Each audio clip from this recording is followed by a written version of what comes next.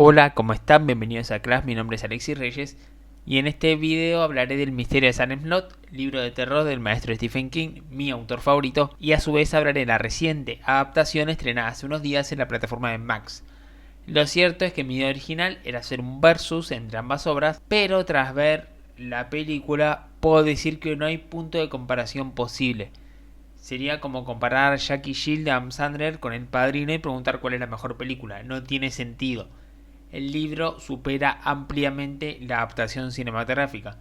No solo porque obviamente al ser una obra literaria permite un mayor desarrollo de la historia, exploración de personajes y una construcción de mundo que el audiovisual restringe un poco, sino porque la película es una película bajo presupuesto que evidencia el por qué Warner decidió lanzarla en plataformas y no en cines. Así que primero el libro, una opinión general, y luego haré una opinión de la nueva película. El misterio de Salem Slot nos cuenta la historia que hace unos 20 años Ben Myers se adentró en la casa Marsden y quedó traumado de por vida. 20 años después, siendo un escritor consagrado, decide volver a aquel pueblo que le asustó de niño para intentar enfrentar un poco sus viejos temores y reconciliarse con los traumas de su pasado. Pero de pronto comenzarán a ocurrir una serie de sucesos que le harán saber que no están solos en ese lugar. Stephen King nos lleva a este mundo sobrenatural con vampiros aterradores como el Drácula de Bram Stoker años atrás, pero llevándolo a los Estados Unidos de los años 70. Esta novela se inspira mucho en la mitología que hay alrededor de estos seres sobrenaturales, en el sentido en que duermen en ataúdes, se los mata con una estaca, no pueden salir de día. O sea, la novela toma mucha inspiración del folclore en torno a las criaturas que existen en la cultura general. La novela presenta varios elementos positivos que la alzan sobre otros libros de Stephen King. El hecho de que se siente en verdad una novela de terror por momentos es bastante espeluznante, el ritmo bastante ágil a pesar de su extensa duración, en ningún momento se siente pesada de leer, y una vez que tenemos los personajes claros, el problema y el enemigo a vencer contextualizado, la historia agarra un ritmo que no para en ningún momento.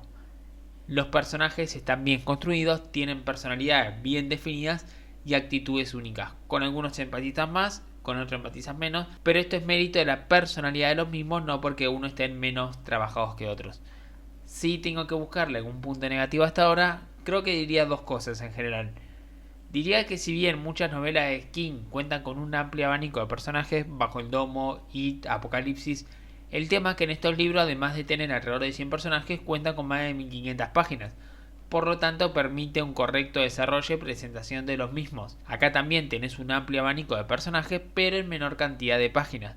Por lo tanto, si bien como ya dije, están bien tratados, puede resultar algo confuso algunos nombres porque algunos son presentados en una o dos páginas y no adquieren relevancia hasta etapas más avanzadas de la obra. Y lo otro que diría es que sentí un poco apresurado al final. Si bien es correcto y claro, sentí como que construyeron mucho misterio en torno a esta batalla final entre los protagonistas y el antagonista, y sentí como este enfrentamiento fue algo apresurado y torpe. Esperaba algo más de este cierre, que si bien es correcto, lo sentí un poco precipitado. Aún así, la novela es más que disfrutable y si te gusta el terror, no hay mejor opción para leer algo que se lee de forma ágil, que tiene buenos giros de guión, que por momentos puede ser terrorífica y que tiene un grupo de personajes protagónicos totalmente empatizables.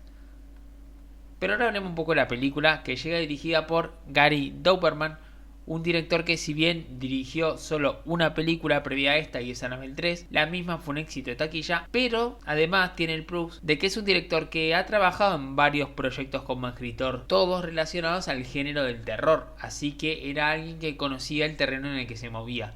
El cast tiene actores que son bastante reconocidos, si bien ninguno es de primera línea, todos tienen cierta trayectoria y cumplen bastante bien, aunque decir que algunas actuaciones me convencieron más que otras. Por ejemplo, tenemos a Lewis Pullman, Mackenzie Lake, a Fred Woodward y Guillermo Sadler, entre otros. La película entonces es una readaptación de la historia de King, pero como decía al inicio del video, tiene muchas carencias. Lo primero es decir que en sí, si bien como película es entretenida, la misma dura tan solo 1 hora 50, créditos incluidos, se pasa rápido, se disfruta, entretiene, pero a pesar de mantener nombres y adaptación de acontecimientos del libro, Lo cierto es que todo lo que envuelve a la película se aleja de la novela original, porque primero la duración es bastante corta para lo que es el libro en sí, que es de más de 500 páginas, así que en la misma tienen poco tiempo para presentar personajes. Aparte, como decía, es una obra con muchos personajes. La película los reduce al mínimo necesario para que se mantenga la estructura de ciertos acontecimientos. Se eliminan personajes, se cortan situaciones. Esto es lo que ayuda a que, si bien como decía, la narrativa es ágil, lo cierto es que es torpe. Se elimina todo el misterio de la casa Marsden, que sí está presente en la película. Deja de ser un escenario relevante para ser una parte más del paisaje de la ciudad. Y acá creo que es donde más falla la película, porque el vínculo entre Ben con la casa y todo el misterio que envolvía a la misma es lo que hacía que la historia tuviese ese algo que lo alejaba de otras historias más convencionales de vampiros. Y acá, en pos de mantener una corta duración, se eliminó este elemento, al igual que la participación no solo de algunos secundarios, sino que de algunos personajes centrales se redujo su participación enormemente, dejando a personajes que en el libro eran secundarios importantes a una participación de 5 o 10 minutos de película, siendo totalmente desdibujados por la cinta. Esto cambia todo el tercer acto, donde la batalla final es algo diferente, funciona para el contexto de la película, pero pierde potencia si se la compara con el libro. Los efectos son bastante mediocres, tampoco ayudan a mejorar la experiencia, que aunque se disfruta, lo cierto es que cuesta descatalogarla de un cine de bajo presupuesto.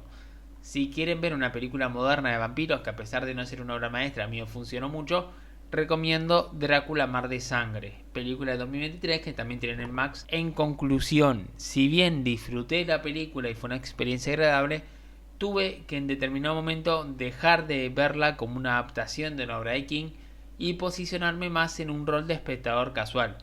Por su parte, el libro lo considero un clásico de terror y uno de los mejores libros de criaturas sobrenaturales que he leído. Y bueno, gente, esto es todo lo que quería decir. Si les gustó el video, por favor suscríbanse. Me gustaría que me dejaran abajo en comentarios su opinión tanto de la película como del libro. Y nos vemos en el próximo video. Adiós.